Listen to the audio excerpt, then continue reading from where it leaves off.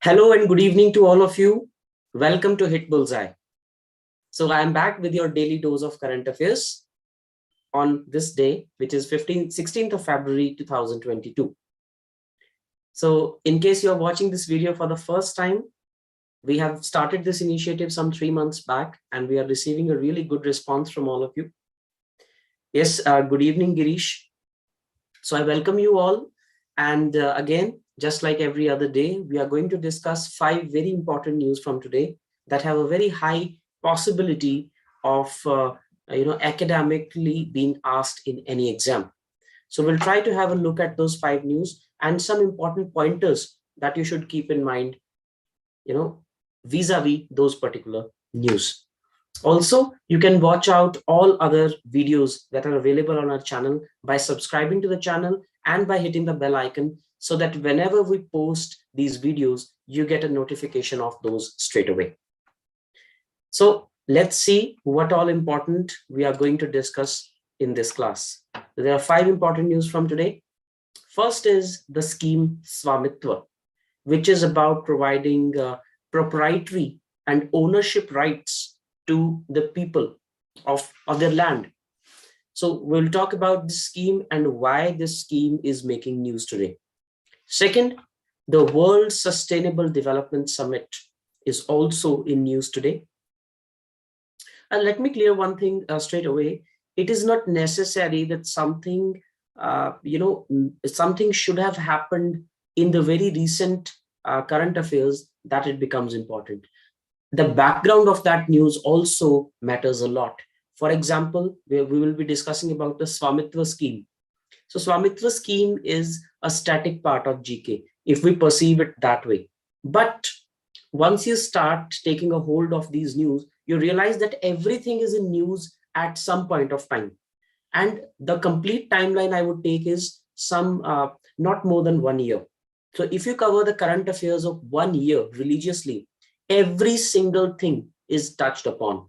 Every single person who is famous, every single government scheme, history, geography topics, polity topics, economy topics, international relations, every organization, every bilateral relation. So something or the other is always, I repeat, always happening in the world. It's just that we need a keen eye to observe that.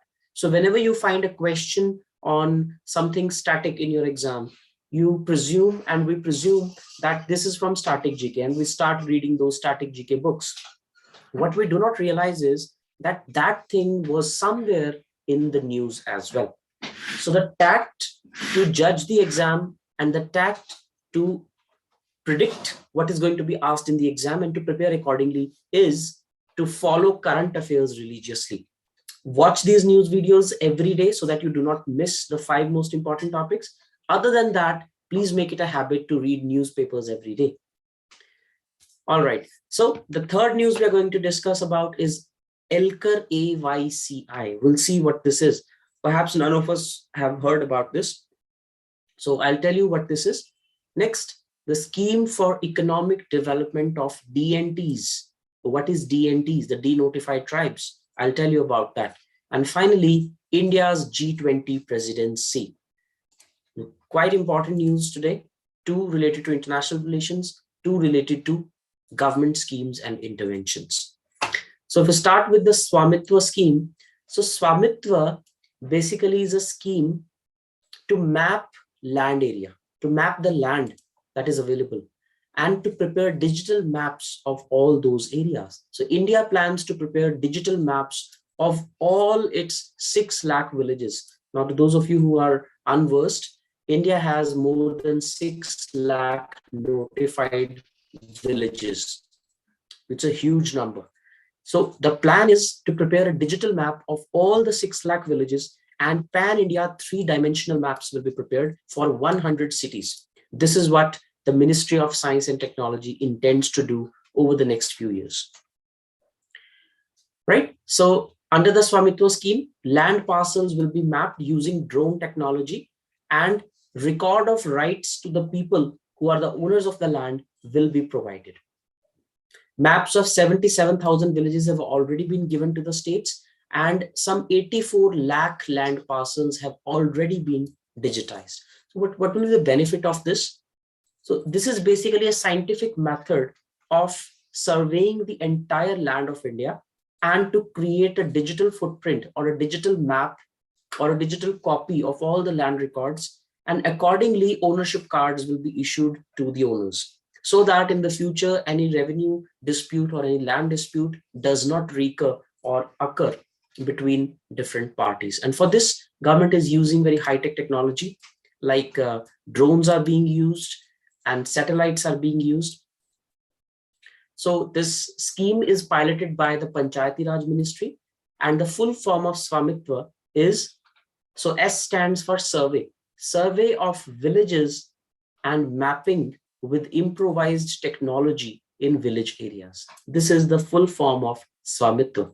I repeat, survey of villages and mapping with improvised technology in village areas. This is the full form of Svamitva, and it was launched by Mr. Modi in April 2020.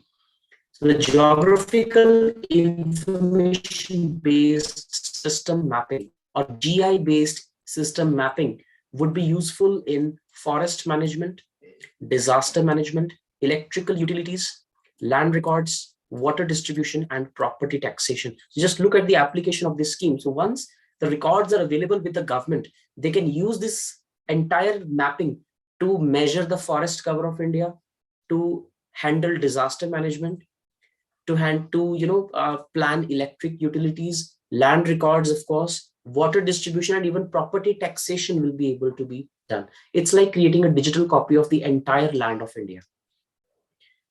So the size of this market in 2020 was 23,000 crore rupees, which is likely to grow in the coming years. So this data is in great demand, and it can solve quite a lot of problems because India is basically a developing country and one of the largest developing countries in the world.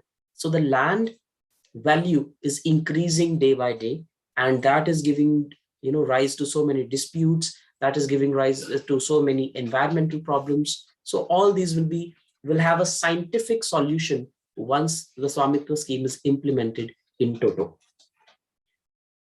Let's move on to the second news, World Sustainable Development Summit. So Prime Minister Narendra Modi will deliver the inaugural address at the TERI World Sustainable Development Summit. So TERI is a very important institution. Its full form is the Energy and Resources Institute, TERI, the Energy and Resources Institute. So this summit was held today on 16th of February 2022. So here Prime Minister shared a video message and gave a message to all the countries so that they adopt sustainable development as their life goal, so that the planet can become resilient. And this summit is taking place in a virtual mode, so no such no flashy visuals or nothing of that sort. It's a very muted summit this time, and all the all the news and all the highlights were given to the Glasgow summit, because that is now the de facto climate change summit of the year. So every year at that summit, which happens sometime around October and November, that has become the de facto climate change summit of the entire world. But this, of course, is another important summit. So World Sustainable Development Summit is TERI's annual flagship event. And the theme for this year was Towards a Resilient Planet, Ensuring a Sustainable and Equitable Future. So in this summit, a wide range of issues will be discussed, including climate change, sustainable production, energy transitions. Energy transition means from non-renewable to renewable. Then global commons will be discussed, like the oceans, the land, etc. And resource security will also be discussed. Some really important issues that are gripping the world right now. Next, Ilker Ayci. So what is this? This is the name of a person, actually. The Tata Group has announced the appointment of former Turkish Airlines chairman Ilker Ayci as the managing director and CEO of Air India. So he's a Turkish man. That's why the name is a bit unique, Ilker Ayci. But it's good when the name is unique, it's easier to remember. So now he has been appointed as the MD and CEO of Air India. So a highly expert person has been called from abroad to head the Air India. That shows the intent of the Tata Group, that how much importance they accord to this particular transition, which has an emotional connect with Tatas as well. Because as you might know, the Air India was actually founded by Jamshedji Ratanji Dadabhai Tata, or JRD Tata as we call him. So in 1932, JRD Tata founded Air India, and it became a very successful airlines by the time India became independent. And it was quite unique for India at that time, because India was a very impoverished, very poor country when British left us in 1947. But even at the time, there was a sector which was a shining jewel, a silver lining among the dark clouds, and that was Tata Airlines. However, later on, due to various reasons, I'm not going into the specifics of it, but the government sought it better to nationalize Tata Airlines. So they acquired Tata Airlines from JRD Tata and nationalized it, gained total government control, and renamed it as Air India. So earlier there were two different verticals of Air India. One was for domestic passengers, which was called Indian Airlines, and second was for the international passengers, which was Air India. Later on, it was merged and it was only Air India. And now the history is kind of repeating itself. So after some 70 odd years, the government has privatized Air India, and coincidentally, I think one of the largest coincidences we have ever seen in the private sector, the same company has bought it back, which is the Tata Group. So now Air India has gone back to the Tatas, and they have appointed this gentleman, Ilker Ayci, as its MD and CEO. It remains to be seen how successful Air India can be, because it is till now a highly loss-making company. So whether the Tatas are able to pull it out of that particular flux is, it remains to be seen in the next few years. Right.